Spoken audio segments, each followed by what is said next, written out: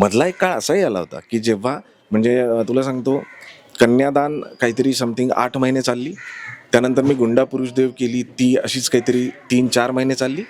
आणि अजून एक मी मालिका केली होती, ती पण अशीच 2-3 महिने चालली. सो असं झालं होतं की हरीश दुधाडेला घेऊ नका, त्याला घेतलं तर मालिका बंद पडते. आतापर्यंतच्या बऱ्याच मालिकांमध्ये रोमॅन्टिक सीन्स तू खूप चांगले केलेलेस आणि त्याचं कधी जाणवलं नाही आम्हाला तू हे कधी हा प्रश्न कधी तितिक्षा तावडेला विचार.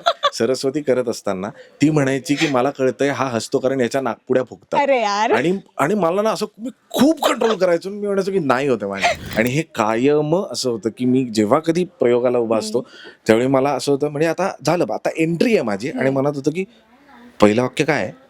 नमस्कार, मी मधुरा शिदे आणि कलाकृती मिळणार तुम्हा सगळ्यांचं मनापासून स्वागत आहे. आज मी आली आहे सन मराठीवर नुकत्याच सुरू झालेल्या मी संसार माझा रेखिते या मालिकेच्या सेटवरती आणि माझ्याबरोबर आहे सगळ्यांचा लाडका अभिनेता हरीश दुधाडे. हॅलो. नमस्कार नमस्कार नमस्कार. कसा आहेस? मस्त. कसे आज एकदम निवांत आहे ना सेटवर? आज मोठा कार्यक्रम आहे ना, त्यामुळे सगळे आहेत, त्यामुळे जरा निवांतपण आहे. पण असं सेटवरती खूप क्वचित होत असेल ना की असं जरा छान वेळ निवांत मिळत असेल, सतत घाई घाई घाई घाई हा सीन तो सीन असं. हो, खरं तर कारण काय होतं ना, मॅक्सिमम सीन्स मी, दीप्ती किंवा पिहू असे असतात. त्यामुळे जेव्हा आमचे सीन्स असतात त्यावेळी खूप धावपळ असते. पण जेव्हा असे खूप लोक असतात त्यावेळी मग जरा ब्रिदिंग मिळतं मध्ये. आणि ह्याचे क्लोज चालू आहे, त्याचं चालू आहे, यांचा 2 शॉट चालू आहे, त्यावेळी जरा वेळ मिळतो. आणि एंगेजमेंट आहे मालिकेमध्ये आता. सो आज आता तेच सगळं शूट चालू आहे. पण एंगेजमेंट म्हटलं की एक फुल तामझाम किंवा कोणताही कार्य म्हटलं की तामझाम असतो सेटवरती. हे तयार होण्याचा साधारण तुला किती कंटाळा असतो आणि किती एक्साइटमेंट असते? मला खूप कंटाळा आहे तयार होण्याचा. म्हणजे तू मला जर विचारशील तर मी कायम हाताला जे कपडे लागतील ते घालून निघणारा माणूस आहे मी. आणि मुळात कसं म्हणजे मला पर्सनली असं वाटतं की माझं विचारशील मला तर दरवेळी नवीन प्रोजेक्ट, नवीन पात्र, त्यासाठी होणाऱ्या कॉस्ट्युम ट्रायल्स, मग ते नवीन कपडे ट्राय करा, मग ते रिजेक्ट होतात, मग ते सिलेक्ट होतात.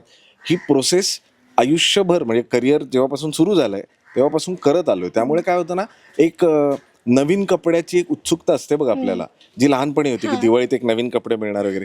ती उत्सुकता कधीच मरून गेली आहे आयुष्यातली. त्यामुळे आता असं होतं ना की दरवेळी आता ट्रायल करायच्यात का, आत्ताच करायच्यात का ट्रायल, बरं हे घालायचं का, घालू का. माझं म्हणणं असतं की पटकन रेडी होऊया.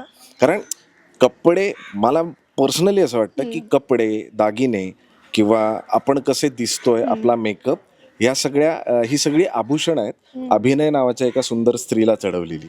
सो जेव्हा तुमचा अभिनय उत्तम आहे तर ह्या सगळ्या गोष्टींना अर्थ आहे. जर तुम्ही चांगले दिसता आणि तुम्हाला अभिनयच येत नाही किंवा तुमचा अभिनय प्रेक्षकांपर्यंत पोहोचत नाहीये, मग ते दिसण्याला काही अर्थ नाही ना. खरंय. आणि मला वाटतं तुला आता म्हणजे आता असंही होत असेल ना की मेकअप किंवा नवीन कपडे बघले तुला कामच आठवत असेल. खरं सांगायचं तर मेकअप करतच नाही मी, कधीच मेकअप करत नाही. मी फक्त माझे कपडे चढवतो आणि मी रेडी असतो. आणि त्यामुळे सगळ्या प्रोडक्शनला एक ते प्लस असतं की हा म्हणजे त्यांचं असं असतं की नाही तू मेकअप करत नाही, त्याचा ओके. इव्हन तुला सांगतो मी मेकअप रूम मध्येही बसत नाही. मी माझा सेटवर सगळे चेंजेस माझे सेटवर येतात, मी सेटवरच चेंज करतो. कारण नाटकवाला आहे ग शेवटी, विंगेत कपडे बदलायची सवय आहे. त्यामुळे लाज ही ॲज सच नाहीच आहे. माझं म्हणणे पटकन तो शॉर्ट त्यासाठी रेडी होणं हे माझं काम आहे. त्यामुळे आणि दुसरी गोष्ट मेकअप न करण्यामागची इज मला खूप घाम येतो. त्यामुळे करिअरच्या खूप इनिशियल स्टेजला मला ही गोष्ट कळली की 9च्या शिफ्टला 8:30 पावणे 9ला मेकअप केलेला असायचा मी, जो 9:30 वाजता वाईपआउट व्हायचा घामामुळे. सो असाही त्या मेकअपचा काही उपयोग नव्हता. त्यानंतर मग मेकअप करणं बंदच केलं. त्यामुळे आता मेकअप आणि कपड्यापेक्षा उत्सुकता ही असते की आजचा सीन काय आणि आजच्या सीनमध्ये काय करायचंय. आणि मला वाटतं ते एका पॉइंट नंतर ना ते तू तुझे डिसिजन तू सांगू पण शकतोस. एका म्हणजे नवीन असताना कदाचित तू हे म्हणू शकला नसतास की मी मेकअप नाही करणार, पण एका पॉइंट नंतर हे तू म्हणू शकतोस. नाही म्हणजे आजही मला असं वाटतं की मी म्हणण्यापेक्षा ना मी ही गोष्ट पटवून देतो. कारण बरेचदा नवीन प्रोडक्शन असतं ज्यांच्याबरोबर आपण काम करतो. सो त्यांना असं होतं की का मेकअप नाही करायचं. सो किंवा डीओपीज असतात, कॅमेरामन असतात, त्यांना जास्त लेन्समधून कळत असतं की मेकअप पाहिजे किंवा नाही. सो त्यासाठी मी स्वतःच्या स्किनची खूप काळजी घेतो की जेणेकरून तो इव्हन टोन कायम मेंटेन राहावा. बट जेव्हा मी हे सांगतो आणि जेव्हा हे समोरच्याला पटतं की नाही रे ह्याचा मेकअप सतत जातो आणि सतत याला टचअप करण्यामध्ये 15-15 मिनिटं जातात. आणि पर्सनली मला असं वाटतं ना, जेव्हा सेटवर आपला वेळ वाया जातो ना त्यावेळी माझ्यावर ते प्रेशर क्रिएट व्हायला लागतं. म्हणजे मला असं होतं की माझ्यामुळे वेळ चाललाय यार, असं नका करू. सो जेव्हा ही गोष्ट, आणि मी पटवून देतो समोरच्याला की हे बघ ह्याच्यामुळे वेळ जातोय, तू ही गोष्ट काढून टाक आयुष्यातून, आयुष्य सोपं आहे आपलं. त्यामुळे सगळ्या प्रोडक्शन आतापर्यंत मी सगळ्यात जास्त मेकअप केला असेल बहिर्जी नाईक. कारण तेव्हा मला दाढी फेटा मळवट भरायचे, त्यामुळे सगळ्यात जास्त मेकअप मी बहिर्जी नाईकला केला. ते सोडल्यास मला गरजही वाटत नाही. आणि आता तू जसं म्हणते तसं मी समोरच्याला पटवून देतो की ह्याच्यात नको अडकूया. मला म्हणजे खूप आधी करिअरच्या सुरुवातीला विनय आपटे माझ्या वडिलांचा रोल करत होते एका मालिकेमध्ये, तेव्हा मी ते करायचो. नाही, कन्यादान नावाची मालिका होती मी मराठीला. सो तेव्हा त्यांनी मला सांगितलं होतं की एक लक्षात ठेव की हे मेकअप कॉस्ट्युम वगैरे ही सगळी आभूषण आहेत. तुझा शॉट चालू असताना किंवा सीनमध्ये तुझ्या मेकअपकडे आणि कपड्याकडे जर लक्ष गेलं प्रेक्षकांचं, तर अभिनेता म्हणून तू हरलास. सो अभिनेता म्हणून तुझं काम इतकं चपकल पाहिजे की तू मेकअप केलायस, तू कपडे घातलेस नाही घातले याकडे फरकच नाही पडला पाहिजे, लोकांचं लक्षच नाही गेलं पाहिजे. सो मी ती गोष्ट खूप, आणि तेव्हा ते नवीन नवीन होतो इंडस्ट्रीमध्ये, त्यामुळे ते असं ना लक्षात आहे की नाही आपल्याला असं काम करायचंय की ह्या गोष्टीकडे लक्ष नाही गेलं पाहिजे. सो तेच आता आहे. तर आता तू उल्लेख केलास तर मला आता ती तुझी एक ती जर्नी मला ऐकायला आवडेल. म्हणजे माझ्या होतच असते डोक्यामध्ये की आपण कायम मालिकेनिमित्त किंवा त्या भूमिकेविषयी आपण खूप बोलतो, कायम तशा गप्पा होतात. पण मला हरीश म्हणून आता तुझ्याबद्दल गोष्टी आज ऐकायच्या आहेत. मला ऐकायचं आहे की तुझी सुरुवात कशी झाली, हा प्रवास कसा सुरू झाला, आधीच ठरवलं होतंस की या इंडस्ट्रीत यायचंय की कसं ते ऍक्सिडेंटली झालं सगळं? नाही, खरं तर म्हणू शकतेस तू ऍक्सिडेंटली, कारण कॉलेजमध्ये असल्यापासूनच मला एक अभिनय करायचा, आपल्याला अभिनेता व्हायचंय. तर तेव्हा अभिनेता म्हणजे काय याची काही डेफिनेशन पण कळत नव्हती. एक एकांकिका करतो आपण, काहीतरी करतो, त्यातून लोक हसतात आणि हे खूप छान वाटायचं की एक असं माध्यम आहे ज्याच्यामध्ये मी ठरवलं तर मी लोकांना हसवतो आणि मी ठरवलं तर लोक रडतात. सो यात खूप मजा येत होती. ह्याला अभिनय म्हणतात किंवा ह्याच्यातून काहीतरी करिअर असतं, एवढी समज तेव्हा नव्हती. मी तुला सांगतोय 9वी-10वीतलं, आणि तेव्हा माझ्याकडून अभिनय करून घ्यायची माझी आई.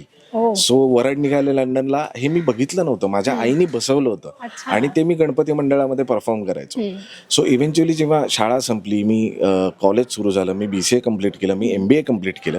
त्यानंतर मग तोपर्यंत पुरुषोत्तम करंडक झालं होतं. मग तेव्हा एक कळायला लागलं होतं की अरे एक करिअर पण आहे आणि हे आपण करू शकतो, हे आपण करायला पाहिजे. सो तेव्हा मला आजही आठवतं की माझ्या वडिलांनी मला सांगितलं होतं की 1 महिना मी तुला देतो.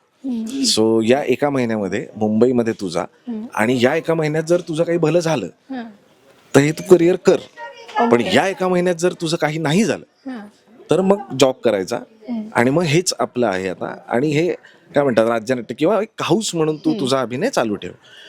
त्या 1 महिना मी तुला सांगतो, त्या 1 महिन्यात मी जेवढी आपल्या शिवाजी रंग मंदिर असेल, जिथे नाटकं लागतील तिथे जाऊन मी उभं राहायचो, लोकांना भेटायचो. मला काम पाहिजे, कारण मला एक काम मिळवणं गरजेचं होतं. सो त्यासाठी मी खूप प्रयत्न केले. अर्थात 1 महिन्यात जर करिअर झालं असतं तर मुंबईत खूप लोक राहिले असते. सो ते काही तसंच झालं नाही. बट त्या काळात मी जे कष्ट केले किंवा जे काही असं म्हणतात ना की किसी चीज को अगर दिल से चाहो, तर तेव्हा ते इतकी अर्ज होती की मला एक काम मिळू देत. आणि पहिला महिना संपला आणि त्यानंतर मला शुभम सिनेविजन, माझी पहिली सिरियल, प्रसाद लाड त्यांचं प्रोडक्शन होतं, आणि त्या सिरियलच्या ऑडिशनसाठी मला फोन आला. तर मी वडिलांना म्हटलं की एवढं एक ऑडिशन देतो, बघूया. ते ऑडिशन मी दिलं आणि तो माझ्या आयुष्यातला पहिला लीड रोल, ज्या रोलचं नाव होतं आर्य कासले आणि सिरियलचं नाव होतं कन्यादान मी मराठीसाठी. सो तिथून माझा जर्नी सुरू झाला. पण त्यानंतर पण म्हणजे मी 4 दिवस सासूचेमध्ये पण काम केलंय. मी लक्ष जेव्हा नवीन होती सिरियल तेव्हा मी लक्षमध्ये पण काम केलं, मी सुहासिनीमध्ये काम केलं. आणि प्राऊडली एक गोष्ट अशी आहे की ह्या प्रवासामध्ये की माझे आई वडील किंवा त्यावेळी मला जे गुरुजन लाभले, त्यांच्या शिकवणीतून आणि ठेवणीतून जो काही माझ्यातला अभिनेता डेव्हलप झाला तो झाला. कारण शिकवणारं कोणीच नव्हतं. त्यामुळे वेळ प्रसंगी विनय आपटे सर होते, कधी मोहन जोशी सर होते, कधी शरद पंक्षी सर होते. सो ह्या लोकांनी मला खूप शिकवलं की काय करायला पाहिजे, काय नाही करायला पाहिजे, अभिनय म्हणजे काय, तो कशाशी खातात, ह्या सगळ्याच गोष्टी हळूहळू करत इव्हेंच्युअली माझ्या आयुष्यातली पहिली सिरियल जी बँग ऑन लोकांपर्यंत पोहोचली, विच इज माझे मन तुझे झाले, ज्याच्यामध्ये मी प्रोफेसर होतो. आणि गंमत बघ, तेव्हाही दॅट टाइम आय गेस मी होतो 23 आणि मी रोल करत होतो 35च्या. हो, 35च्या. पण तेच झालंय की त्यानंतर आजही मला ज्या भूमिकांसाठी विचारलं जातं त्या माझ्यापेक्षा वयाने 5 ते 10 वर्ष मोठ्या असतात. So may be after that तसं झालं की नाही हा त्या समजुतीचे किंवा त्या मॅच्युरिटीचे रोल चांगले करतो. मधला एक काळ असाही आला होता की जेव्हा म्हणजे तुला सांगतो, कन्यादान काहीतरी समथिंग 8 महिने चालली, त्यानंतर मी गुंडा पुरुष देव केली, ती अशीच काहीतरी 3-4 महिने चालली. आणि अजून एक मी मालिका केली होती, ती पण अशीच 2-3 महिने चालली. सो असं झालं होतं की हरीश दुधाडेला घेऊ नका, त्याला घेतलं तर मालिका बंद पडते. लवकर सांगा. सो ही एक चर्चा मी ऐकून मग मी खूप हे झालं होतं की आपण एवढे अनलकी आहोत का की आपल्याला घेतलं की मालिका बंद पडते का. आणि त्यावर पहिल्यांदा चादर जी टाकली ज्या प्रोडक्शननी, ते दशमी क्रिएशन होतं. की तेव्हा नितीन सर म्हणाले की मला काय फरक पडत नाही, I don't believe in such things. तुला जर योग्य वाटतंय, विनोद लवेकर दिग्दर्शक होते, तुला जर योग्य वाटतं ना हा करू शकतो, आपण याला कास्ट करूया. आणि त्या मालिकेचे 800 एपिसोड झाले.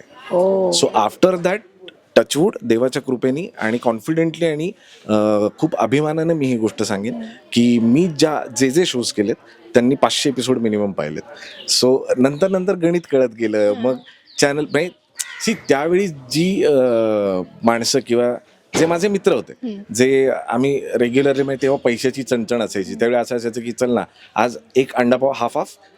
हे जे माझे मित्र होते ते आज कुठेतरी चॅनलमध्ये काम करते, चॅनल इपीज आहेत, कोणी प्रोग्रामिंग बघतंय. त्यावेळी व्यावसायिक नाटकाला जी काय म्हणतात बोलवली जायची माणसं, ती माणसं आज कुठेतरी बिझनेस हेड वगैरे झाली आहेत. सो आता कसं होतं ना, ते सर्कल आपलं सगळेच ग्रो होतात, सगळेच पुढे जातात. सो आता असं होतं की अरे आपला हरीश, आणि मला असं अरे आपली माणसं आहेत. त्यामुळे आता ते सर्कल बसलं. आणि आता जेव्हा करिअरच्या या पॉईंटला आहे की असं वाटतं की सिनेमे पण करायला पाहिजे, नाटक पण करायला पाहिजे, मालिका पण करायला पाहिजे. आणि ही पण व्याख्या मला आपटेंनी सांगितली होती. विनय काका मला एक दिवस म्हणाले की मी साकीनाकाला शूट करत होतो, खूप पाऊस होता मला आठवतं. विनय काका म्हणाले की तुला काय वाटतं सक्सेसफुल नटाची डेफिनेशन काय. तर म्हटलं सर, जो खूप पैसे कमवतो, ज्याच्याकडे मर्सिडीज बेंज असते आणि जो आल्यानंतर लोक खूप गर्दी करतात, तो सक्सेसफुल नट आहे. त्यामुळे नाही, सक्सेसफुल नटाची डेफिनेशन ही आहे की ज्याचा शिवाजी रंगमंदिरला 9चा प्रयोग आहे, तिथून खिडकीतून प्लाझाला त्याचं पोस्टर दिसतं आणि संध्याकाळी 9 वाजता लोक त्याची मालिका बघतात, तो सक्सेसफुल नट आहे. आणि मला आजही मी प्रयत्न करतो की ह्या डेफिनेशन मध्ये आपण कधी बसूया. सो आता सिरियल चालते, सिनेमे येतात, सिनेमे असतात, पण नाटक नाहीये. सो ते जमत नाहीये, पण डेफिनेटली एक दिवस मला ते जमवायचं. अरे 100% यार, मनापासून ठरवलं की सगळं होतं. आणि मला सांगायचं म्हणजे तुझे आता म्हणालास की मालिकेबद्दल असा एक गैरसमज झाला होता तुझ्याबद्दल. मला असं म्हणायचं की हरीशला घ्या, कारण का सिनेमे त्याला घेतल्या. खरं तर टचवूड म्हणजे यात सगळ्यांचं क्रेडिट आहे. बट मी आम्ही आणि सिद्धार्थ आम्ही असे आणि हेमंत होता, आम्ही चर्चा करत बसलो होतो.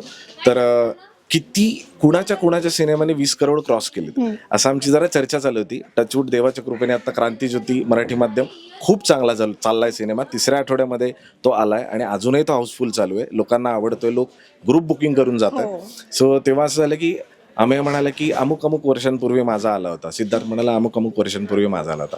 तर हेमंत फोनवर होता आणि हेमंत म्हणाला माझ्या बाजूच्या माणसाला विचारा, त्याचा एवढ्यात येऊन गेलाय. सो आय वाज लाईक की पावनखिंड 30 करोडच्या वरती होता, नवरा माझा नवसाचा 30 करोडच्या वरती होता, आणि आता क्रांतीज्योती मराठी माध्यम 30 करोडच्या वरती. सो मला खूप छान वाटतं की आपण अशा सिनेमाचे पार्ट आहोत जो लोकांना आवडतोय. आणि ही खूप मोठी पावती वाटते का की जेव्हा डेली सोपला तर मला ऍक्सेप्ट केलंय लोकांनी, मला माहिती आहे, पण 70 mm ला ऍक्सेप्ट करण्यासाठी खूप मेहनत करावी लागते आणि लोकांनी खूप प्रेम मला दिलं. त्यामुळे मी खूप ऋणी आहे तुम्हा सगळ्यांचा. थँक्यू.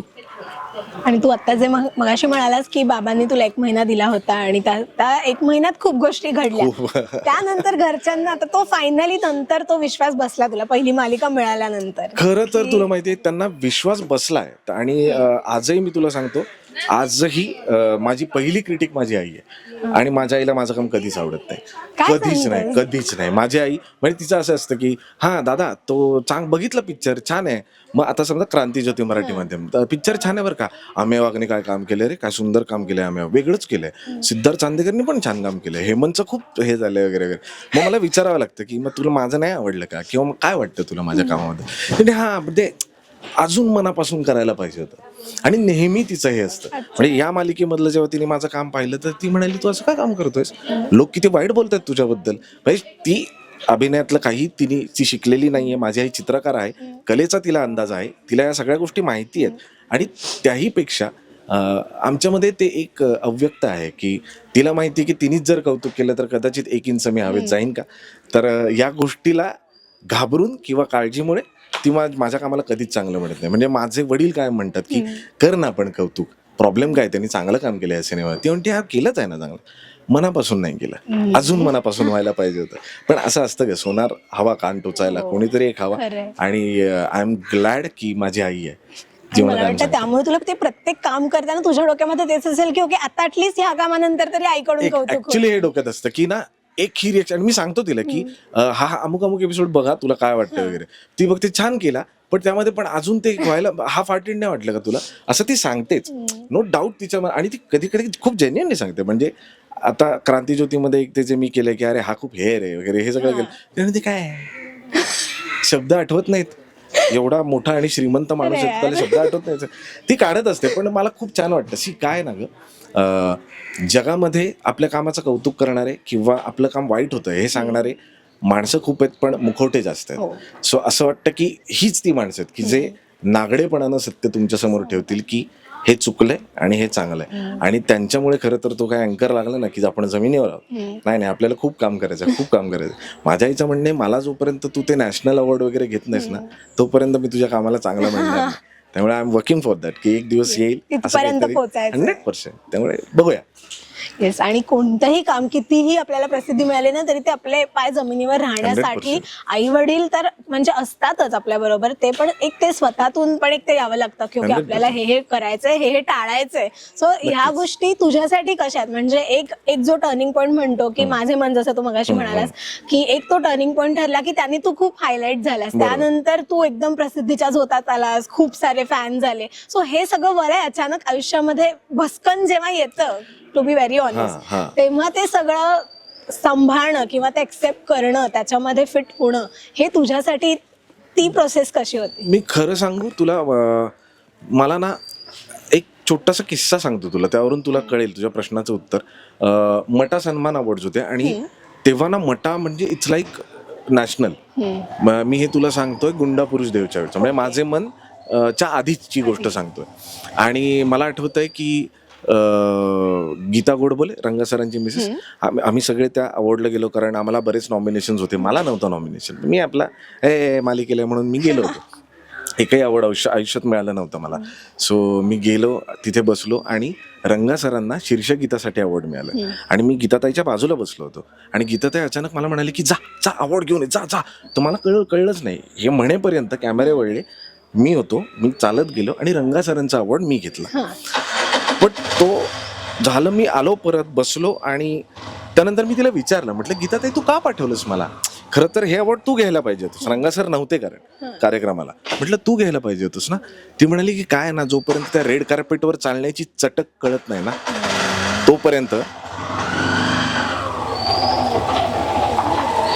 जोपर्यंत त्या रेड कार्पेटवर चालण्याची चटक कळत नाही ना, तोपर्यंत त्यासाठी आपण मेहनत करत नाही. त्यानंतर मी खूप मेहनत केली. मला दरवर्षी असं वाटायचं की नाही, या वर्षीचा मटा, असं मी खूप खूप प्रयत्न केले. एका पॉईंटला मला खरं काय झालं माहिती आहे, म्हटलं की जाऊ दे यार, आपल्याला नाही मिळत अवॉर्ड. आपण कितीही चांगलं काम करा, लोक अप्रिशिएट करतात, पण अवॉर्ड नाही मिळत आपल्याला. माझे मनचं आता मी तुला सांगतो. त्यावेळी ना मी ती गोष्ट सोडून दिली आणि त्या वर्षीचं नॉमिनेशन मला होतं, त्या वर्षी मला अवॉर्ड मिळालं. आणि त्या भूमिकेसाठी मी सलग 3 वर्ष मटा घेतलेला एकमेव अभिनेता होतो मी तेव्हा. आणि पण ना त्यावेळी माझ्या मनात ते काहीच नव्हतं. मी असं मी अवॉर्ड घ्यायचो आणि मला असं वाटायचं की ते असं असतं ना की खूप पळालो होतो यार तुझ्या मागे, पण आता तू नाही म्हणालीस ना, तर आता नाही यार, अभी छोड दे यार, अभी यार हार्ट ब्रेक हो गया यार.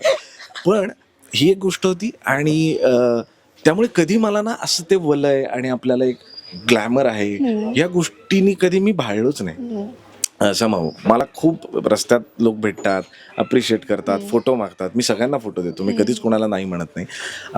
आणि अशीच एक गोष्ट माझ्या घरात होती, कारण मी ना मग बरेच अवॉर्ड्स मिळाले. कसा देव आपल्याला गाईड करतो बघ. आणि माझ्या घरात ना मी एक असा रॅक बनवला होता, ज्या रॅकवर सगळे अवॉर्ड्स ठेवले होते मी. तो असा होता, प्लेस्ड होता की घरात एंटर झाल्या आधी सगळे अवॉर्ड्स दिसायचे. सो मी बघायचो ते रोज. मला असायचं की है यार तू कुछ है वगैरे, असा झोन होता. एक दिवस मी आवरायला म्हणून गेलो, शूट निघायचं होतं मला, गोरेगावात घर होतं तेव्हा.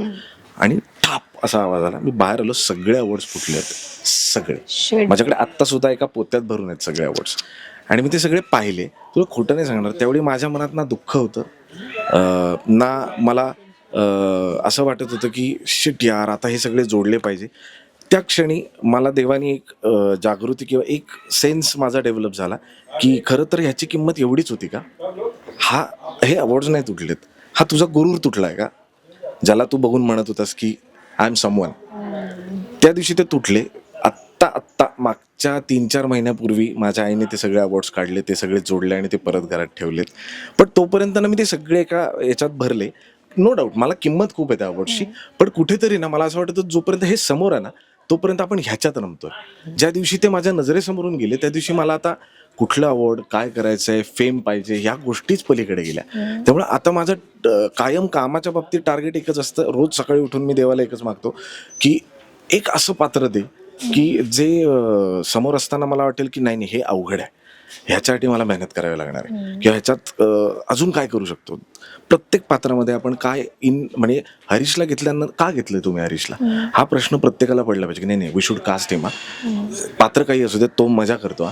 आणि जोपर्यंत तुम्ही ही सगळी आभूषणं ग्लॅमरची, अवॉर्ड्सची ही तुम्ही बाजूला ठेवत नाही ना तोपर्यंत तुमच्यातला ॲक्टर सुरू होत नाही की मला काहीतरी करायचंय, मला ह्यात करायचंय, मला हे हवंय, मला स्वतःला त्रास करून घ्यायचा आहे. आणि मग ती खरी प्रोसेस आहे जी आपल्याला जिवंत ठेवते कायम ॲक्टर म्हणून. अवॉर्ड्स, लोकांनी ओळखणं, एका पॉईंटला हे युज टू होतं. म्हणजे आता झाले मला 19 वर्ष झाले इंडस्ट्रीमध्ये, मला माहिती आहे लोकांना मी आवडतो, मी लोकांना ग्रीट करतो, त्यांच्यामुळे सगळं चालतं. बट कुठेतरी आत अजूनही अतृप्त आत्मा येतो की ते नाही आहे का, ते नाही मिळत आहे का, अजून आपल्याला होत नाही आहे का. आणि इन रिझल्ट मी करत असलेला प्रत्येक सीन मी खूप मन लावून करतो. मला असं वाटतं की आजही ज्या पोझिशनला मी काम करतो त्यासाठी मुंबईत रोज 1,000 ते 1,500 लोक येतात आणि ज्यांना ती पोझिशन पाहिजे. मी जरा वीक पडलो ना ते माझी जागा जाणार आहे. त्यामुळे ह्या गोष्टीची जाणीव असणं खूप महत्त्वाचं आहे आणि प्रत्येक नटाला असावी असं मला वाटतं.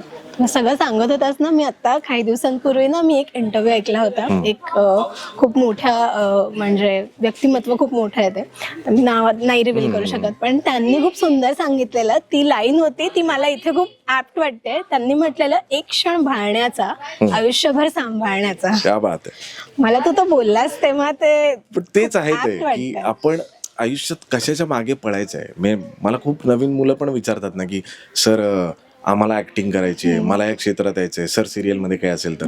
माझा एक बेसिक प्रश्न असतो त्यांना की तुम्हाला काय यायचंय, तुम्हाला अभिनेता म्हणून प्रूव्ह करायला यायचंय, स्वतःला आजमावायला यायचंय की मला अभिनय येतो की नाही, की तुम्हाला ग्लॅमरसाठी यायचंय. तर 90% लोक या क्षेत्राकडे नाही मला हे लोकांनी ओळखावं किंवा माझ्या सह्या घ्याव्यात मग मला खूप पैसे मिळतील या गोष्टीला भाळून येतात. यायला हरकत नाही, तुम्ही या, पण आल्यावर तरी तुम्हाला या गोष्टीची जाणीव कामाचा होते का सिरियसनेस असला पाहिजे की हे खूप खूप मोठं आहे, हा समुद्र आहे. आजही मोठे मोठे लोक म्हणतात की आमचे पाय ओले झाले नाहीत अजून या अभिनय नावाच्या समुद्रात. मला असं वाटतं की प्रत्येकाने त्या अर्जनी जर काम केलं ना तर ती खरी मजा आहे. आणि त्यातच काय म्हणतात गंमत ती आहे का काय, ग्लॅमर आणि या गोष्टी होत राहतात. गंमत ती आहे की एक पात्र तू करतेस आणि मग ते स्क्रीनवर बघताना तुला जी मजा येते ना, हे बघ हे असं केलं होतं, ते ही मजा आहे की आपण काहीतरी एक त्याला परकाया प्रवेश असं म्हणतात की आपण एक पात्र जगतो आणि ते पात्र लोकांना आवडावं यासाठी प्रयत्न करतो. इव्हेंच्युअली ते लोकांना आवडतं किंवा नाही आवडत, व्हॉटएव्हर. म्हणजे जेवढ्या शिव्या मी आता अविनाशसाठी खातोय, लोक मला अगं अशा डायनिंग हॉलला मी पुण्याला जेवत असताना एक काका होतं, ते म्हणाले अनुला जरा कमी त्रास द्या, महागात पडेल तुम्हाला वगैरे. बापरे. तर मी त्यांना म्हणलं की सॉरी मी असं नाही करणार. हेमंतनी मला त्या गर्दीतून बाजूला काढलं होतं. सो बट मला असं वाटलं की हो रे, हे मी कधी अनुभवलं नव्हतं, निगेटिव्ह पब्लिसिटी मी अनुभवली नव्हती. बट चल ना, हे पण आहे की लोकांना राग पण येतोय आपला. सो ह्या गोष्टी पण असतात. सो आपण जे पात्र करतोय ते पोचतंय ना एवढीच खबरदारी घ्यावी, बास, बाकी काही नको. किती छान बोलतोय. मला असं वाटतं मध्ये बोलूच नाही, ऐकत राहावं, इतकं छान बोलतोयस तू. पण ना एक प्रोसेस असते की म्हणजे टचवूड खूप ही चांगली गोष्ट आहे की एकामागोमाग एक काम येत राहतं, नवीन नवीन प्रोजेक्ट, नवीन नवीन पात्र येतात. पण कुठेतरी एका पॉइंटला ना असं तुला कधी वाटलंय की आता थोडासा ब्रेक घ्यावा, थोडंसं थांबवत, किंवा असं कधी वाटतं तुला की एक तोचपणा कधी कधी होतो की रोज एक रुटीन ते सेट होतं ना की उठायचंय, जायचंय, हे काम करायचंय, नवीन ऑडिशन किंवा नवीन रोल, नवीन प्रोजेक्ट, नवीन पात्र, तेच रुटीन. कधी एका पॉइंटला असं होतं की आता थोडंसं थांबू, थोडासा कंटाळा येतो ह्याच एका रुटीनचा, असं होतंय कधी? खरं तर नाही होत माझं असं. त्याचं कारण मेन आहे का, मला असं वाटतं की जी गोष्ट मी शिकलोय की प्रत्येक सीनमध्ये तुझं कन्व्हिक्शन काय, म्हणजे याचे रूट्स मला असं वाटतं की एका सीन पासून येतं. एक सीन, आज मी एक सीन करतोय तर ह्या सीनमध्ये माझं इनपुट काय यासाठी मी रोज भांडतो. मी स्वतःशी भांडतो, मी दिग्दर्शकांशी भांडतो, मी लेखकाशी भांडतो म्हणजे की मला ते द्या ना मला. हट्ट असतो. हा हट्ट असतो माझा की मला ह्यात मिळत नाहीये ते मी करायला पाहिजे. भले माझा फक्त प्रेझेन्स असेल त्या सीनमध्ये, पण प्रेझेन्स मी असं करेन की एडिटरला वाटेल की नाही लगाना पडेगा इसका क्लोज, उसने किया यार कुछ तो किया. सो मी त्या गोष्टीसाठी फाईट करतो. जेव्हा तुझ्या मनात ही गोष्ट असते ना की रोज जाऊन मला काहीतरी परफॉर्म करायचंय, त्यावेळी तुला हा प्रश्नच पडत नाही की मला आता कंटाळा आलाय, बोर होतोय किंवा हे. माझं उलट असं होतं की म्हणजे मला घरचे माझं काय म्हणतात की तू कधीच सॅटिस्फाय नसतो रे. म्हणजे मला सुट्टी मिळाली तर ऑलमोस्ट घरच्यांचं असं होतं की तू कामाला जा, तू घरी नको थांबूस. कारण मला ना असं होतं, मग मी ते हे बघतो, मग मला असं वाटतं की हे एक पात्र मी चांगलं केलं असतं, आणखी चांगलं केलं असतं, मग मी त्या पात्रामध्ये असतो. तू सुट्टीच्या दिवशी तू स्वतःचं काम हे चालूच करतोस. असतं. कारण काय ना, गेली ऑलमोस्ट मी सांगतो ना, मी जेव्हापासून इंडस्ट्रीत आहे हार्डली काही महिने गेले असतील माझ्या आयुष्यातले जेव्हा मी काम करत नाहीये, देवाच्या कृपेने, की मला काम मिळत गेलं आणि मी ते काम करत राहिलो. आणि मला आजही माझ्या मनात फील तोच आहे की मी अजून खूप काम करायला पाहिजे. मी खूप कमी काम करतोय. हे बघ, अर्थकारण बदलत जातं, तुम्ही सिनियर होत जातात, तुमचे पैसे पर डे तुमचा वाढत जातो, हा एक वेगळा मुद्दा झाला. पण मला कधीच असं नाही वाटलं की पैसे मिळतात म्हणून आपण काम करूया. समाधान. हा, म्हणजे मला या मालिकेला खूप पर डे द्या, मग मी जरा 6 महिन्याचा ब्रेक घेईन, मला नाहीच होत ते.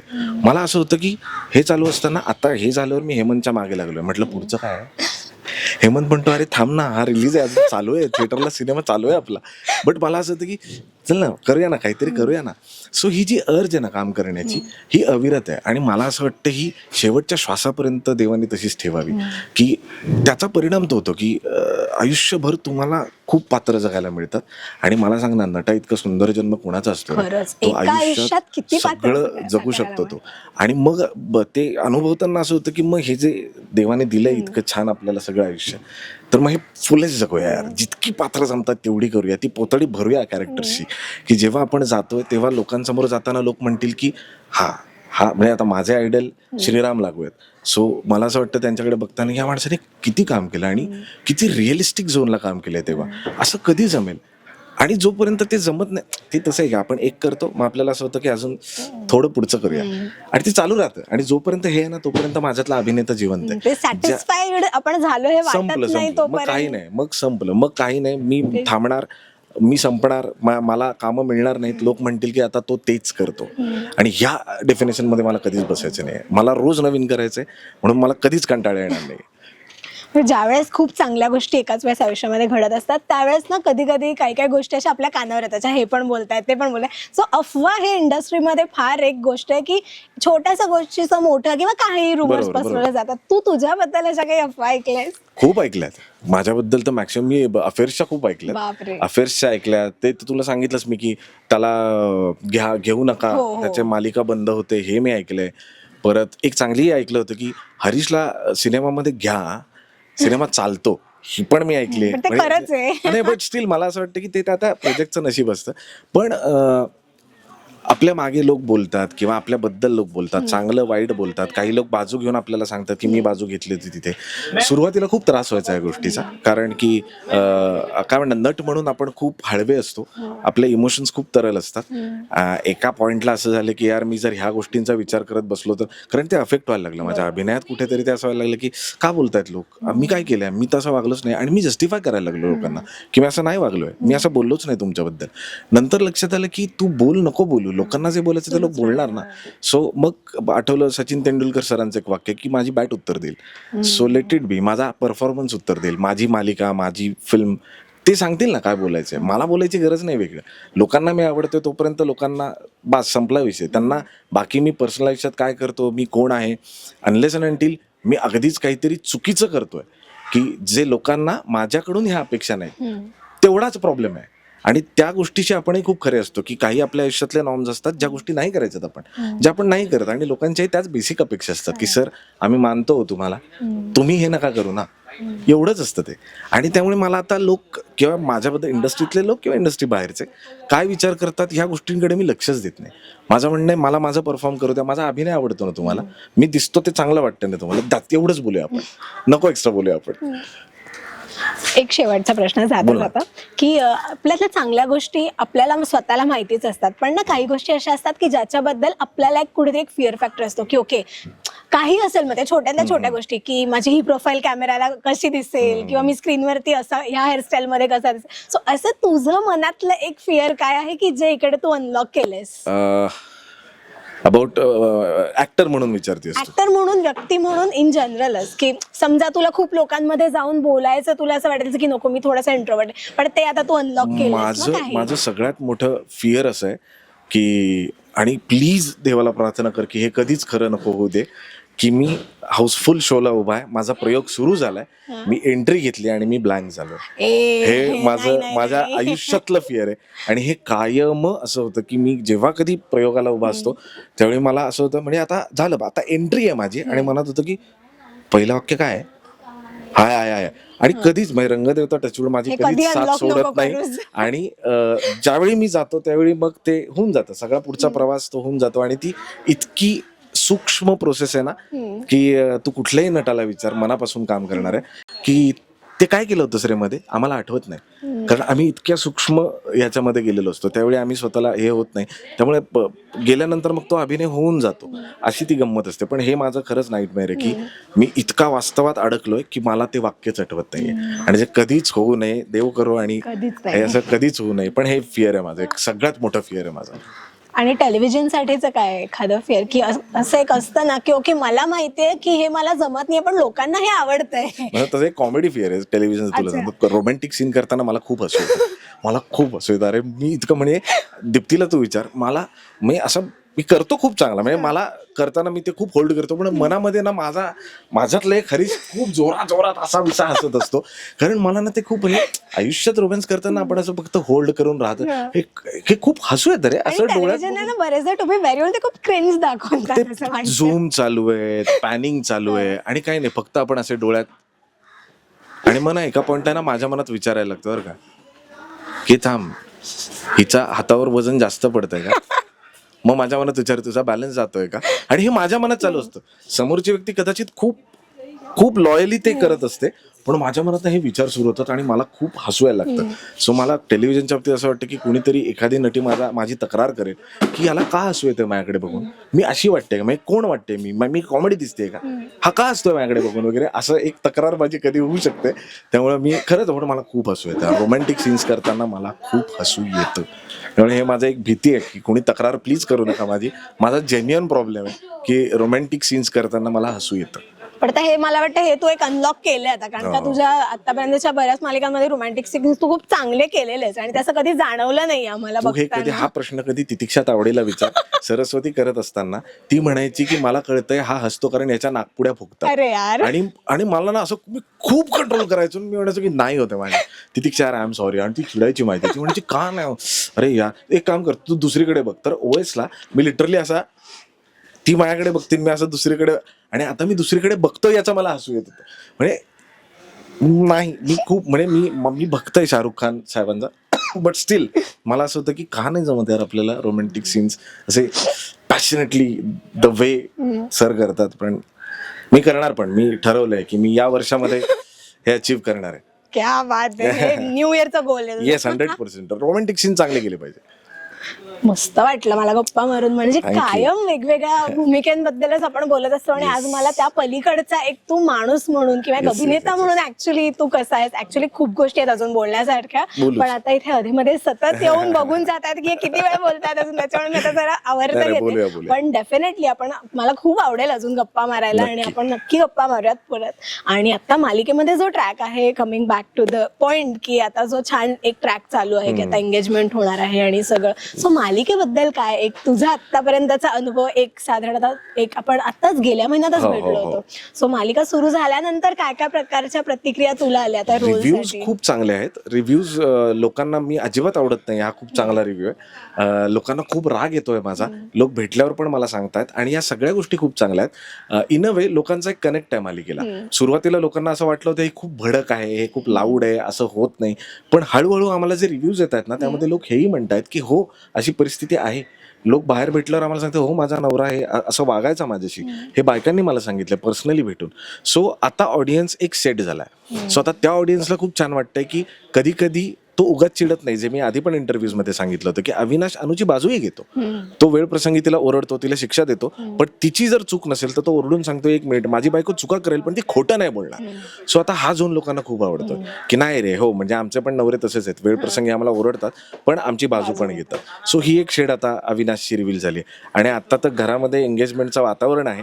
सो आता ह्या एंगेजमेंटमध्ये अर्थात डेली सोप आहे यार, नुसतीच Twist एंगेजमेंट एंगेजमेंट नुसती कधीच होत नसते डेली सोप मध्ये. सो आता काय ट्विस्ट येणार आहे आणि काय होणार आहे ही मेन गंमत आहे. आणि आम्हाला पण हे परफॉर्म करायला खूपच आम्ही उत्सुक आहोत की हा सीन कसा होणार आहे. रवी करमरकर आहेत, त्यामुळे एक्सपिरियन्स दिग्दर्शकाबरोबर काम करताना नेहमीच मजा येते. सो लेट्स सी आता काय होतं. आणि एंगेजमेंटचा ड्रामा मिस करू नका, मोठा ड्रामा आहे. क्या बात आहे. फार छान वाटलं, फार मज्जा आली आणि खूप इन्स्पायरिंग होतं तू जे काही बोलत होतास. म्हणजे मला वाटतं जे जे आत्ता ऐकत असेल किंवा जे येऊ घातलेले अभिनेते आहेत या क्षेत्रामध्ये त्यांच्यासाठी पण ह्या खूप महत्वाच्या गोष्टी आहेत. नक्कीच. आणि डेफिनेटली ह्याला सिनेमामध्ये घ्या, कारण का सगळे सिनेमे चालतात आणि त्याच्या मालिकाही खूप सुंदर असतात. म्हणजे तुम्ही जुन्या मालिका पाहिल्या नसतील तर प्लीज बघा, तुम्ही युट्यूबला असतीलच. खूप मस्त वाटलं, पुन्हा पुन्हा सांगते मी. आणि थँक्यू सो मच, वेळात वेळ काढून गप्पा मारल्यास. खूप खूप थँक्यू आणि wish you all the very best. Thank you so much. Rasika हो, कलाकृती मीडिया म्हणजे मनोरंजनाची लयलूट. मनोरंजन क्षेत्रातील किस्से व घडामोडींचा आस्वाद घेण्यासाठी कलाकृती मीडिया या यूट्यूब चॅनलला सबस्क्राईब करा आणि व्हिडिओ लाईक करा.